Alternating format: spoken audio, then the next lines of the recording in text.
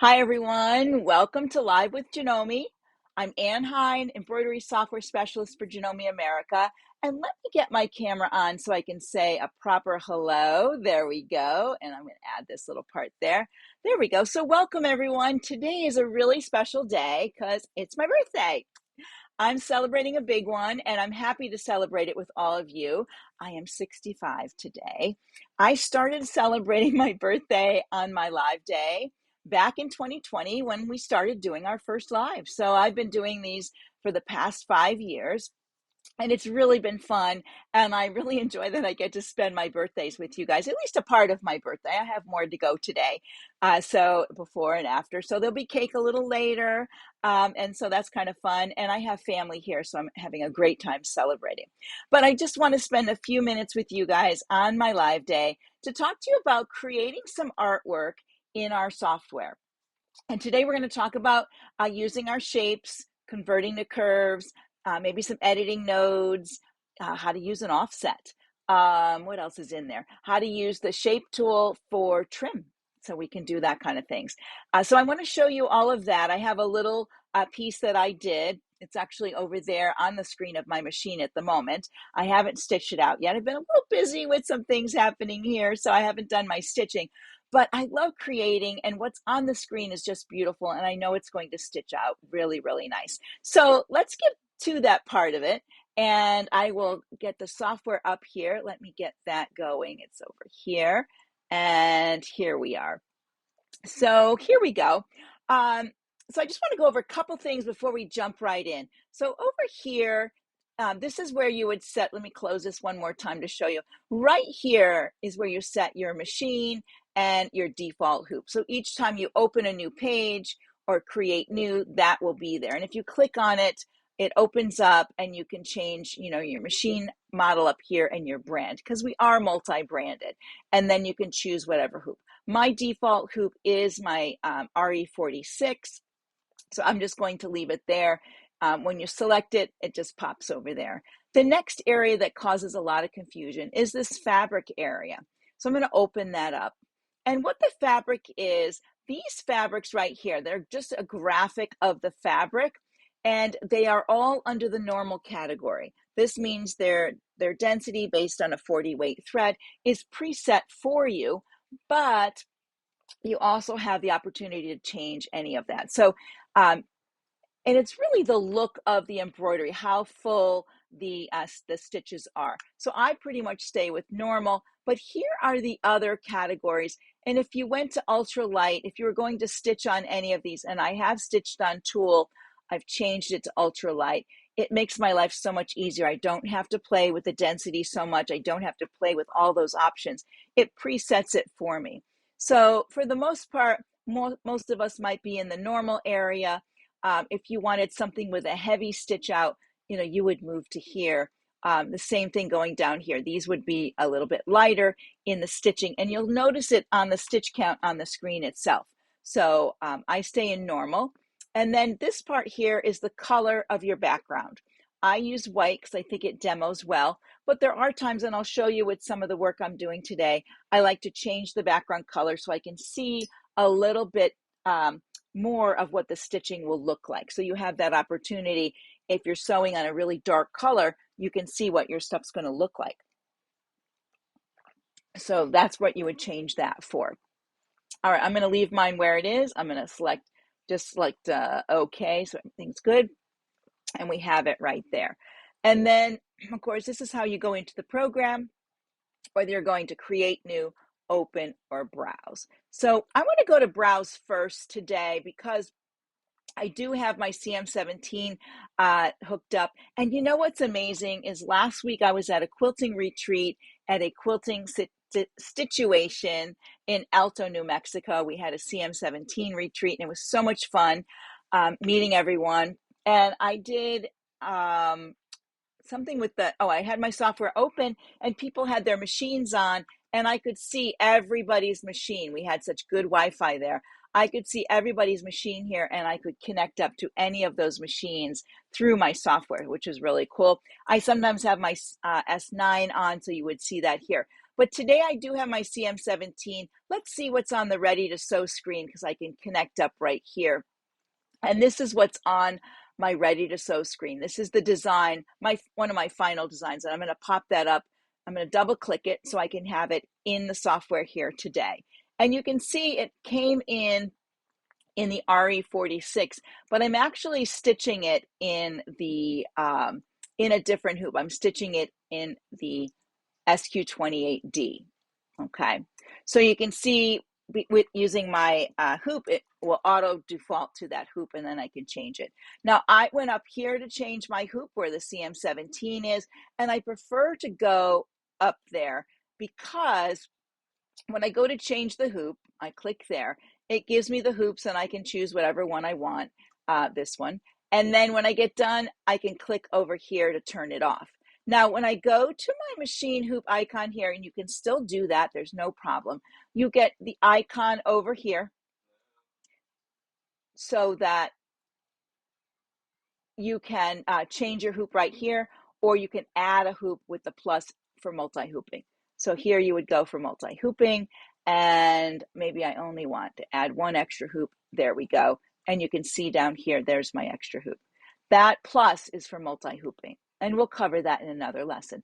But here is where you would double click and you can open and get your hoops that way. Always turn all your tools off when you use them on the left side, so you have this left. So this is the design I created today, and I used several different features. So I'm going to show you how to do that, probably in a little bit smaller scale. So I'm going to go up here to create new. I'm going to change my hoop to a smaller hoop. I'm going to use the little SQ here, and I'm going to jump right in. So we're going to create a small one first, and then I'll go into my larger one. So I used my shapes tool, and I'm just going to move my hoop to the side. And we're going to start with our shape. So here's my circle. And I'm going to click and drag a circle. I'm going to go back in here. Maybe I'm going to do more of an oval. I'm going to bring in all my shapes first, rectangle. Now with a rectangle, you can change up here and have the corners sort of rounded. So I use 30% so you can see. I might do more of a square, more of a rectangle here. The trapezoid. In the trapezoid, you can change the amount of slant that you have. So you're going to click and drag to get your trapezoid or a parallelogram. So if I click off, let's click back over here to turn that off, go back to my trapezoid, and I'll choose this, and I can click and drag a trapezoid. So I have that up here. You could change the angle of that slant in here. So you can either use your mouse wheel to roll, or you can input a number and it change that slant. If I come down here to the polygon, I can do the number of sides and the start angle. So let me just slide all these over a little bit more. And here is my polygon. So maybe I want 5 sides. I can change it to 5 like that. I'm going to click off of it here because I want to do another one under polygon. This is where you could get your triangle. So I put 3, and there's my triangle. All's good that way. Come back in here, and the last one is the star shape. So in the star shape, you have the ray size, the number of rays, and the start angle. So let me create a star over here. And it has the 6 rays. If you want, 8 rays, you can do that. There we go. I hit 8 and enter. I can change the ray size, which makes them pointier like that if I want, or less pointy that way. There we go. Let's put ray up there, kind of like that.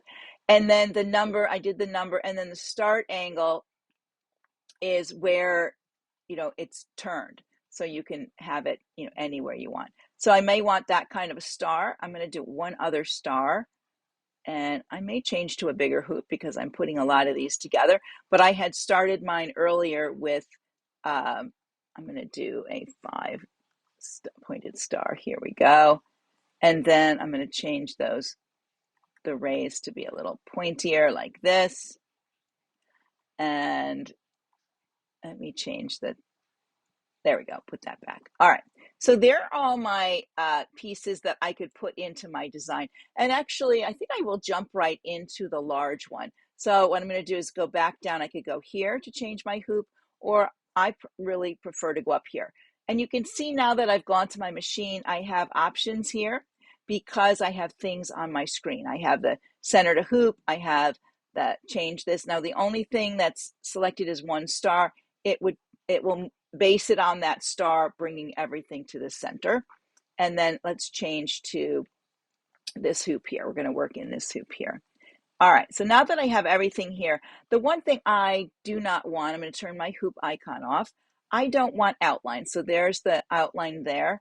I'm going to select all of these like that, and I'm going to delete the outline and just have my shapes. And the next thing I'm going to do is I want to go over to my colors, and I'm going to select each one of these and give it a different color over here. And I'm going to start with the pink, and I'm just going to randomly pick these. Now, the order that I created these is the order of their position in the sequence menu as far as layers. I don't want that blue because I don't like that blue. We'll go to this one, and we're going to come down here. We'll use this one. I like this green here. So what I mean is when you go to layer these on top of each other, you will see, depending on, let's see, this is a good blue. And then down here, maybe I want a lighter blue or medium blue. There we go, more like that. Okay, so these are all different colors. So my first one was this circle. So wherever I put that, it's going to be behind everything because it's the first one.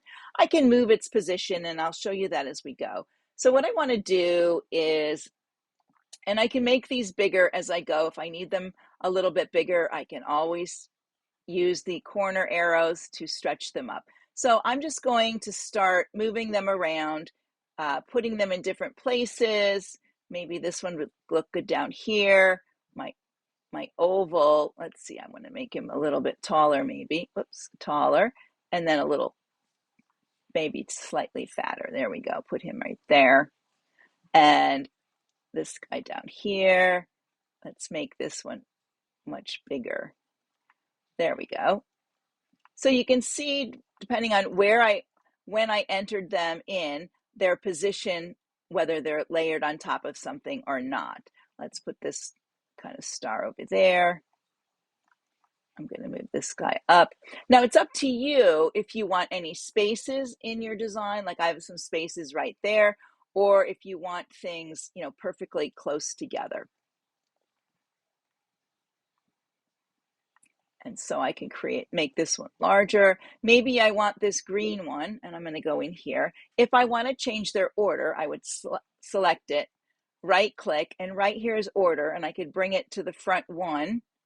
And depending on how many layers it's under, it'll only come up a little bit. But if I go to front of design, I can bring it right on the top.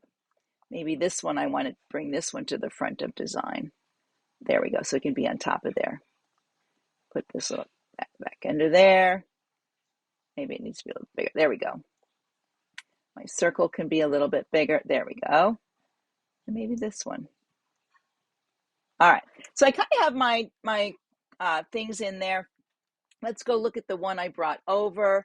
And you can see my shapes here. I made them very large. I only have, I think 6 shapes. 1, 2, 3, 4, maybe 8 shapes in here. So if we go back over here, I can make these much, much larger. I could also select all of them, and in my scale window with proportional checked, maybe I want to make them 100% bigger, so that would be 200. There we go.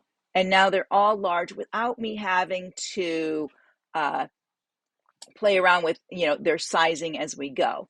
So that's kind of cool, but I don't really see, some of these I don't see too well, so I'm going to maybe move that one down a little bit because I can see that piece there. And I think I've completely lost this little guy that's under here. So you have to play around with your shapes and decide. Let me move it to the side. Sometimes I just have to move them a little bit till I decide where they're going to go. This one might need to come out. This one can go here. And it is a little bit big here, so it's sticking out. So I might go ahead and select it one more time. And maybe I'll just bring it down like 90% to see if it would get in there. I don't think so. Let's go 50 and bring it down there. Oops. Well, that's not really what I wanted. Let's go up. I want to go up. Let's see. So you have to add it to the 100 if you want to go up. And then maybe I'll go a little bit more, one more time. There we go. It's that those stars are a little bit of an issue. So let me get this in here and I'll just move my, oops, let's move my star in.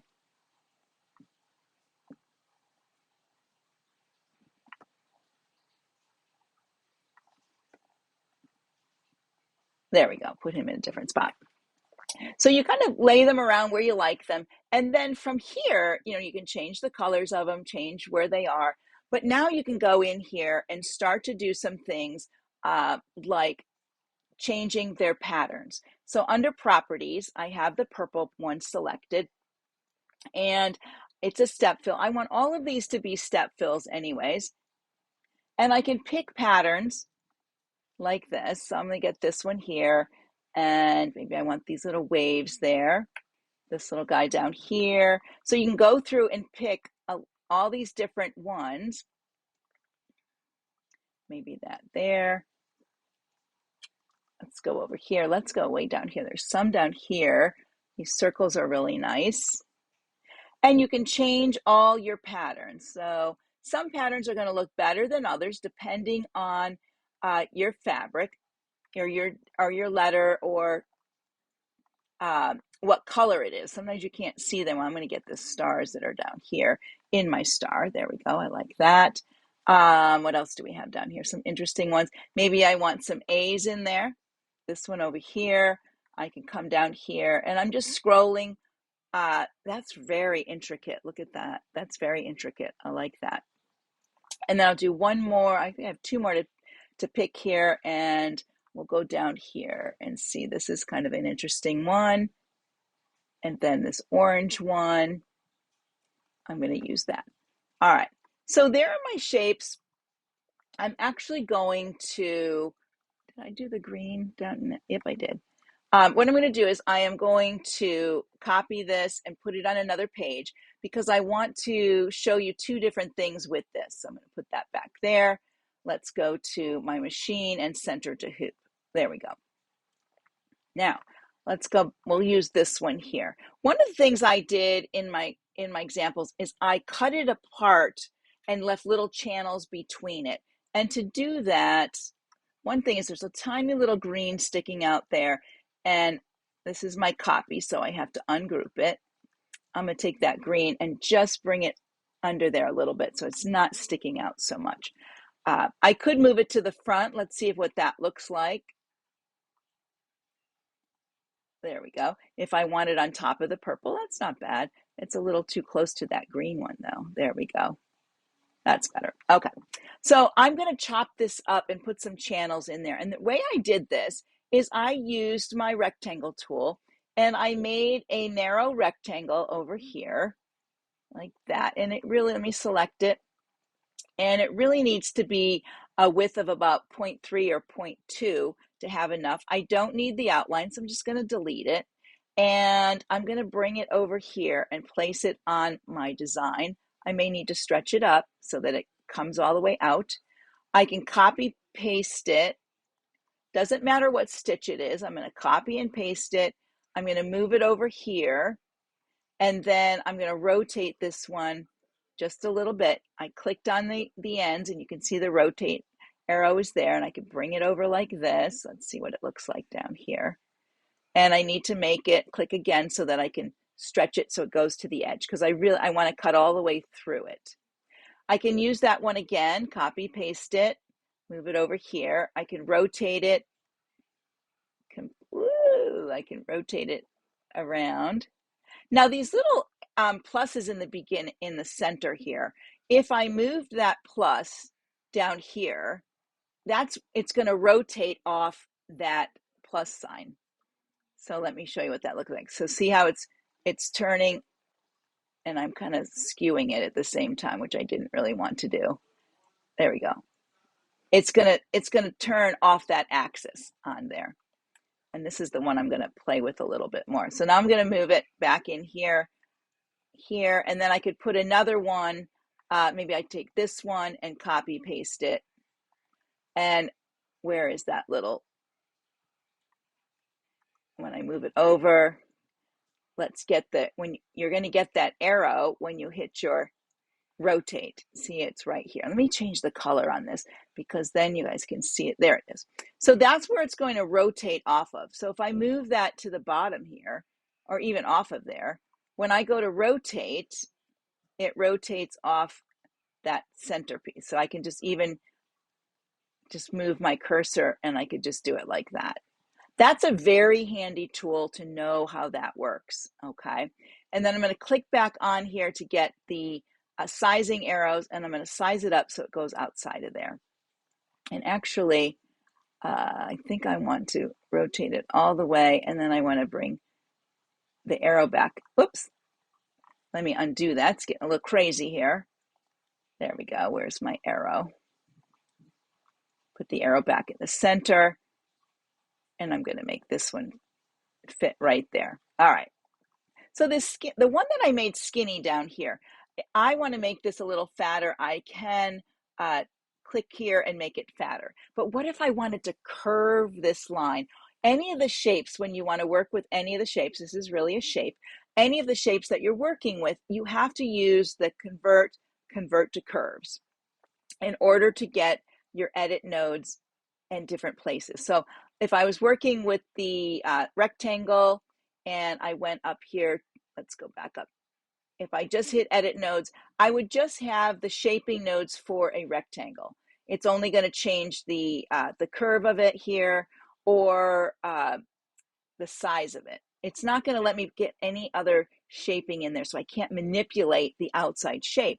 In order to do that, I would have to do convert to curves, or I could right click on it and convert to curves. And then once I convert to curves, I can go to edit nodes and I can add a node right in there. And then I could use that node to manipulate the side of my shape. Okay. So what I really want to do is change this shape here. So I am going to, I think I already converted it because I can right click on here and I'm going to add a node, and I'm going to add a node right here. I'm going to go over here and I'm going to add a node. And on the other side of it, I'm going to add a node. And the reason I'm doing both sides is because I want to select them and then move those to make a curve. And then if I click on it again, I can make them an auto smooth like that. So I get a nice curve. I don't have to worry about those arrows. This one here, I might want to move it down this way. Right click again, auto smooth, so I get a nice curve. So now I have this curve coming through here. Maybe this one I would do the same. Again, I have to right click on it because I only have I have to turn off the edit nodes, right click on it, convert to curves. Now I can right click, go left click on my edit nodes and right click to add nodes. Here we go. Let's add a node there. We'll go down here and add another one. And I'm doing it on either side because I want both sides of my shape to move at the same time. Hang on, let me undo that little. I want to get in closer here and select those. There we go. There we go. And then I'm going to right click on it, auto smooth, come down here, do the same thing, auto smooth, and move this one. Which way did I do the other one? That way. So this one's going to come down this way. Whoop. And I actually don't want them There we go. I don't want them so wide in that one spot.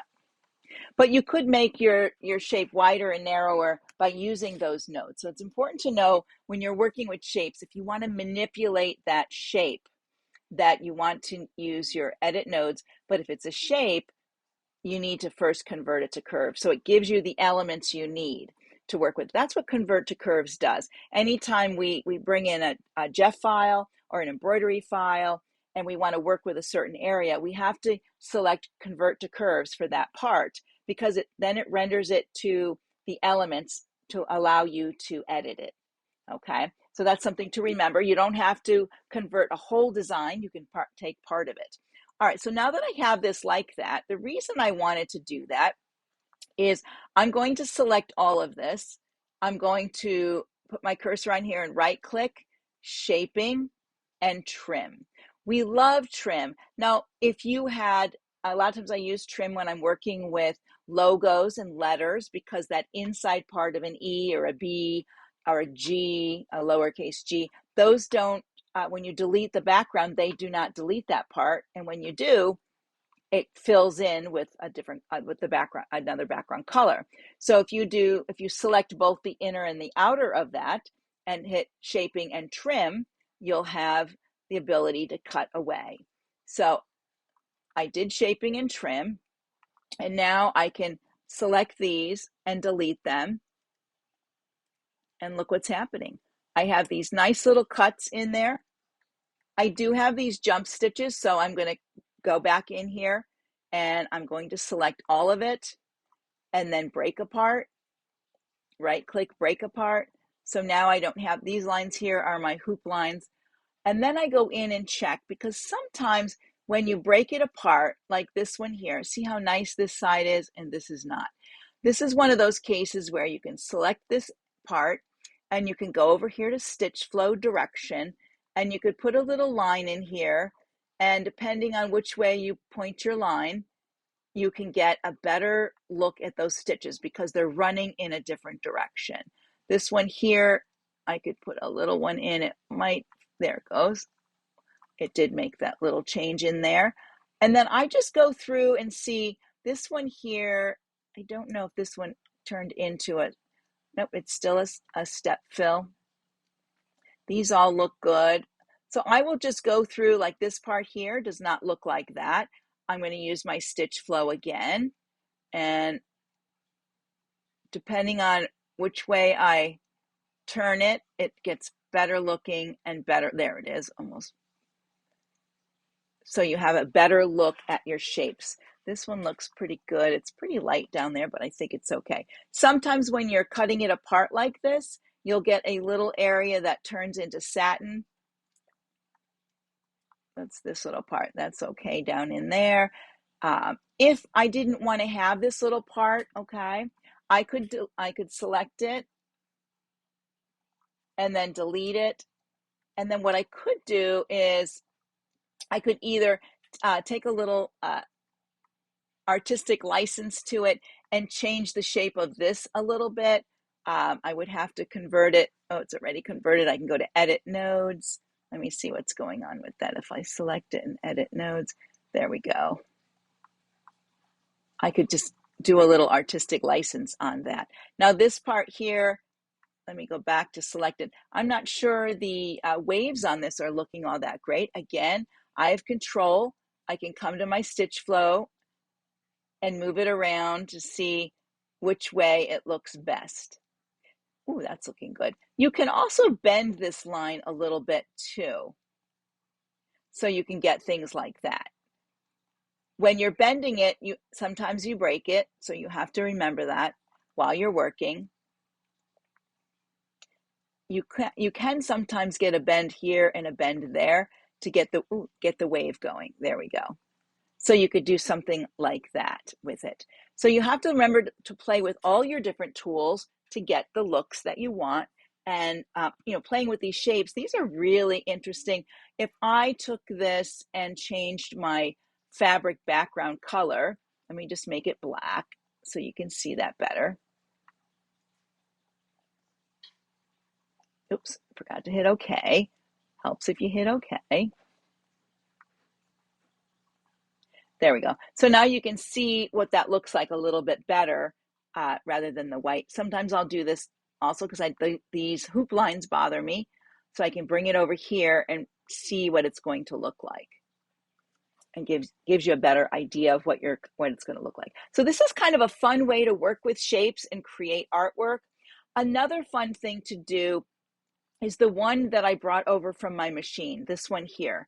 This one I made my shapes, and then I put a letter A on there and cut away from my shapes. So let's go back in with this one.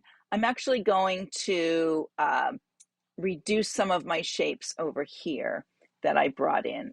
I don't need all of them, so I'm going to take some of them away like that, just to have a few less shapes to work with and just make these shapes bigger in my piece here.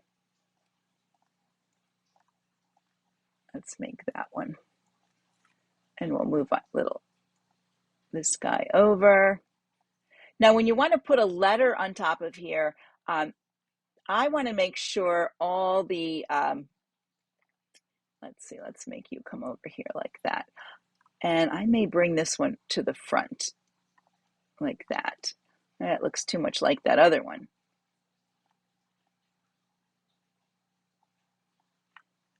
There we go. Put them right on the edge. Yeah, see, these aren't really appealing to me. Let me see what I have over here.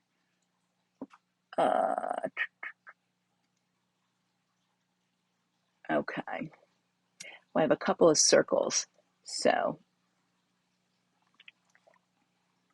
But you get the idea. I'm going to actually put my A on there so you can see it. I'm going to go to my text tool right here, and then I'm going to put my cursor over here and type the letter A, and then let me move everything over so we can see it.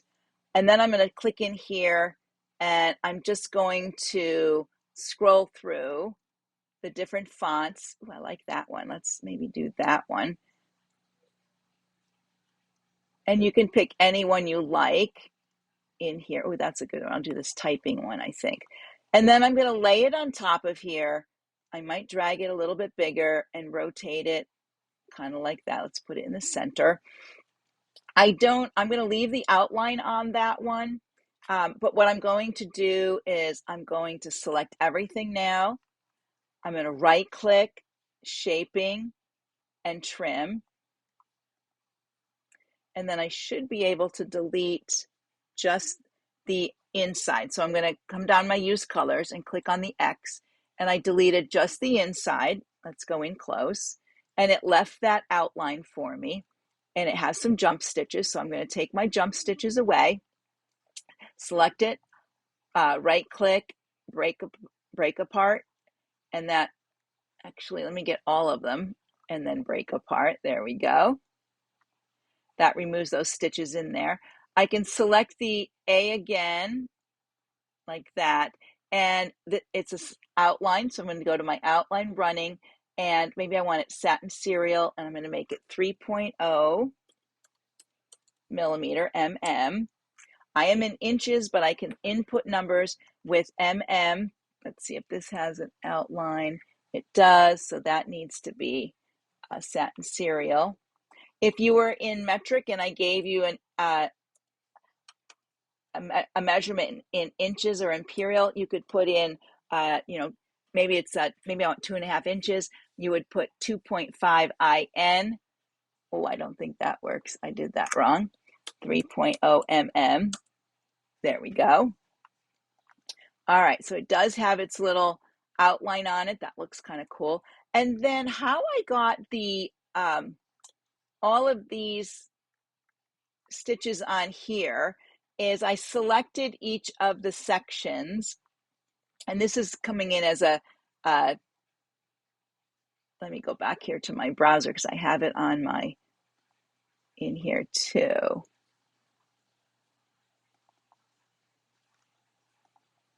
There we go. Did it get the running stitch? No. There we go. What I did to select all of those is I went in here. Let me go back to the one I was working on. You want to select your shape, You can go to outline, and I want to do running, and I would like the pattern, the bean stitch, so I'm going to put a B right there. And I think my width of my bean stitches was 3.0 mm. And then I did an offset, because right now, let's take a look at that. Right now it's on the outer edge of my piece, and you can't really see it. So my offset, I'm going to put my offset, let's see what I put over here. I put it at 0.09. So let's go back to this one. Oops, a negative, hang on, minus 0.09. Or maybe it's 0.09. There we go. It'll go in the other direction. Let's make it black so we can see it. There we go. And it made its outline. Now it didn't come around this way because this is on top. So it's not, I would have to collect on this one. So I just went around my different ones and decided you can do it individually, or if I delete that color, if I select all of it, let's see if I select all of it, and I come over to my properties and I do outline, running. Let's go in here and do bean. I think it's going to change my A, but that's okay for now. And then my offset is going to be 0.09. And let's see what we get. Click off of there. Ooh, it went in all kinds of crazy places. So it's much easier to do individual ones. I could try again. Let's see. But it's going to change some of these. So I went around and just collected up the individuals and changed the different ones there. So if I come in here, you can see there's that one. The my star has its part and so forth. So if I select all of these, what does it give me? Yeah, so it's got the satin cereal in there as well. But yeah, so you can go around and create these different shapes doing that. One of the other ones I did, I want to show you, I'm actually working on this. I'm going to turn this one into a zip pouch. I've got my zip pouch stuff in there. But the one thing with this, I did a test stitch up. These little parts here are too narrow. They hardly show when you start to stitch it out. So that's why I went to the wider look when I cut them apart, like in here. These are like, I think I put them at 0.9 to get the width of it. You do need a bit of width to get it to look like that. And then of course, you know, you could come in here. If I took this one and I went to outline and I did running and I changed it to a bean stitch, let's see where that put it. And I'm going to make that bean stitch black. So it has on all the outlines are there.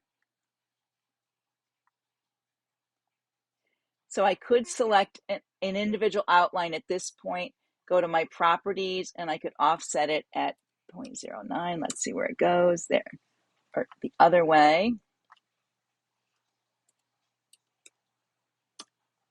There it goes. And you can go back through and change them from there.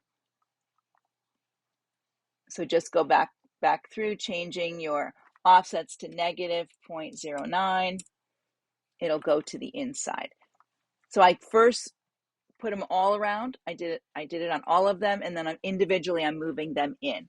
If you went in now, the way they are, and went to your outline and put it at, let's do negative 0.09. Let's see if it'll do it.